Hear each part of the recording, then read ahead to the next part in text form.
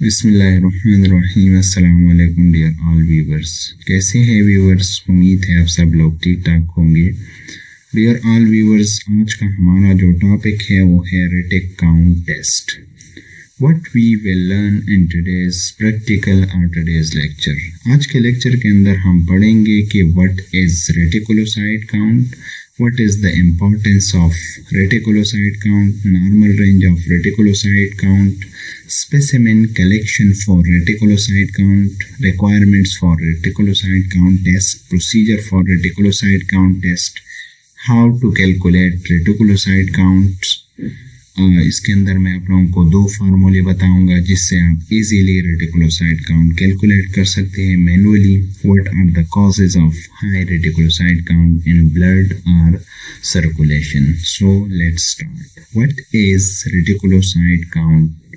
Reticulocytes are immature red blood cell. ये हमारे पास इमैच्योर रेड ब्लड सेल्स होते हैं जो कि एक दिन के लिए सर्कुलेशन के अंदर आ जाता है ताकि उसका जो डेवलपिंग स्टेज है वो डेवलप हो जाए और रेटिकुलोसाइट से हमारे पास रेड ब्लड सेल बन जाए और उसके अंदर जो आरएनए फ्रेगमेंट्स हमारे पास प्रेजेंट होते हैं, RNA stand for ribonucleic acid, उसका जो फ्रेगमेंट्स या रेमिनेंट्स होते हैं उसके अंदर, तो वो क्या हो जाता है, वो एक्सक्लूड हो जाता है, ठीक है, निकल जाता है। तो उसकी वजह से ये हमारे पास मैच्योर रेड ब्लड सेल्स बन जाते हैं, ठीक है।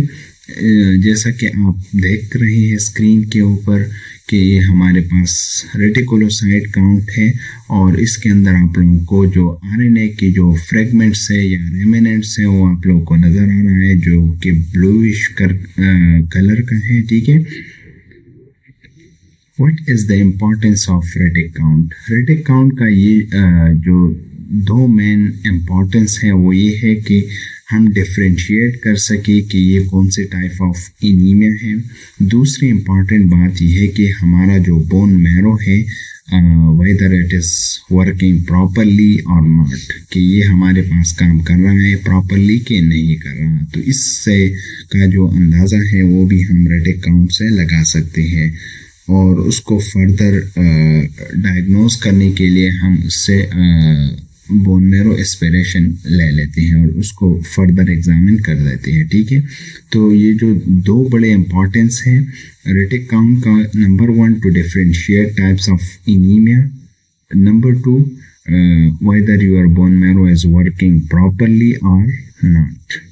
Normal range of retic count हमारे पास है एडल्ट्स के अंदर 0.2 to 2%, क्योंकि एडल्ट्स के अंदर जो इम्यूनिटी है या जो सिस्टम है या जो सेल डिवीजन का जो प्रोसेस है वो प्रॉपरली हो रहा है। लेकिन जो इन्फेंट्स है या न्यू बॉर्न है तो उसके अंदर हमारे पास जो सेल डिवीजन है वो फास्ट हो रहा है एज कंपेयर टू एडल्ट्स, क्योंकि उसका जो सिस्टम है वो अभी डेवलप हो रहा है। तो उसके लिए ज़्यादा से ज़्यादा ऑक्सीजन रिक्वायर्ड होता है।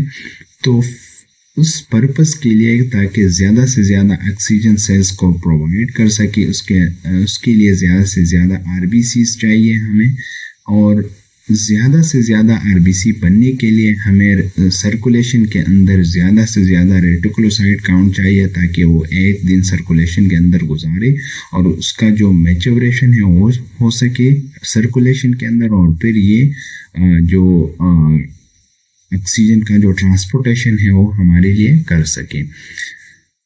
अब हम आते हैं कि कौन सी स्पेसिमेन हम कलेक्ट करेंगे ताकि जिससे हम रेटिकुलोसाइट काउंट कर सके। Collect 3 to 5 ml of blood in ADTA। जो ADTA ट्यूब है हमारे पास उसके अंदर हम ब्लड लेंगे 3 to 5 ml और इससे फर्दर हम स्लाइड प्रिपेयर करेंगे। Requirements for reticulocyte count test, हमारे लिए जो रिक्वायरमेंट्स है रेटिकुलोसाइट काउंट करने के लिए मिथाइलिन ब्लू स्टेन है हमारे पास, ट्यूब्स है, ऑटोमेटेड पेपेट है, ग्लास स्लाइड है, इंक्यूबेटर या वाटर बाथ है, इनमें से जो भी हो आपकी लेबोरेटरी के अंदर स्प्रेडर होना चाहिए, हमारे पास EDTA ब्लड होना चाहिए और माइक्रोस्कोप होना चाहिए। ये हमारे पास मिथाइलिन ब्लू स्टेन है और ट्यूब्स है हमारे पास, ऑटोमेटेड पेपेट है और स्लाइड है, साथ में वाटर बाथ एंड स्प्रेडर है हमारे पास। ये हमारे पास माइक्रोस्कोप है और स्लाइड है। अब हम आते हैं प्रोसीजर ऑफ रेटिकुलोसाइट टेस्ट। सबसे पहले हम एक टेस्ट ट्यूब लेंगे, इसके अंदर हम 100 microlitre of methylene blue stand डालेंगे। इसके बाद 100 माइक्रोलीटर ऑफ EDTA ब्लड हम डालेंगे इसके अंदर और उसको हम प्रॉपरली मिक्स करेंगे, लेकिन इतना भी मिक्स नहीं करना कि जो RBCs है उसके अंदर या जो रेटिक काउंट है उसके अंदर तो वो हमारे पास हेमोलाइज हो जाए, ठीक है। और फिर हमने उसको इंक्यूबेटर या वाटर बाथ के अंदर रखना है 37 डिग्री के ऊपर और 30 मिनट तक इसको हमने वाटर बाथ के अंदर रखना है और फिर हमने उसको जेंटली मिक्स करना है और फिर हमने उसी ही से स्लाइड बनाना है with the help of spreader और उसको हमने फिर ड्राई करना है with the help of air, ठीक है। और फिर हमने उसको एग्जामिन करना है अंडर द माइक्रोस्कोप, लेकिन 100x के ऊपर आयल इमर्जन लेंस के ऊपर हमने उसको एग्जामिन करना है। लेकिन अब इम्पॉर्टेंट बात यह है कि हम किस तरह कैलकुलेट करेंगे कि इतनी % हमारे पास रेटिकुलोसाइट काउंट है। उसके लिए दो मेन फार्मूले हैं। फर्स्ट फार्मूला कि हमने जितनी भी रेटिक काउंट की है हमने 2500 RBC काउंट करना है, इसमें से जितनी भी रेटिकुलोसाइट काउंट हमारे पास आ जाता है तो उसको हमने 2 पे उसी ही नंबर से मल्टीप्लाई कर देना है और 2500 के ऊपर उसको डिवाइड कर देना है।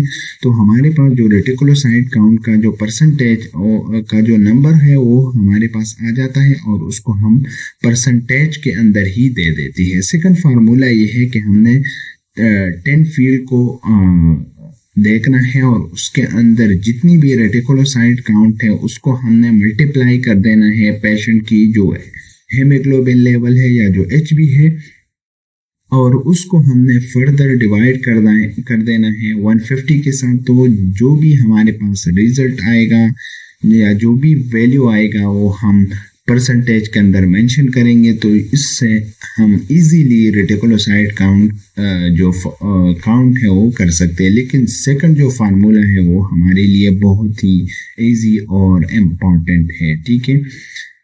What are the causes of high reticulocyte count in the blood? Number 1, kidney disease, hemolytic disease of newborn, chronic blood loss, acute bleeding, hemolytic anemia, and sickle cell anemia. These are the causes of high reticulocyte count in the circulation or in the blood. Thanks for watching.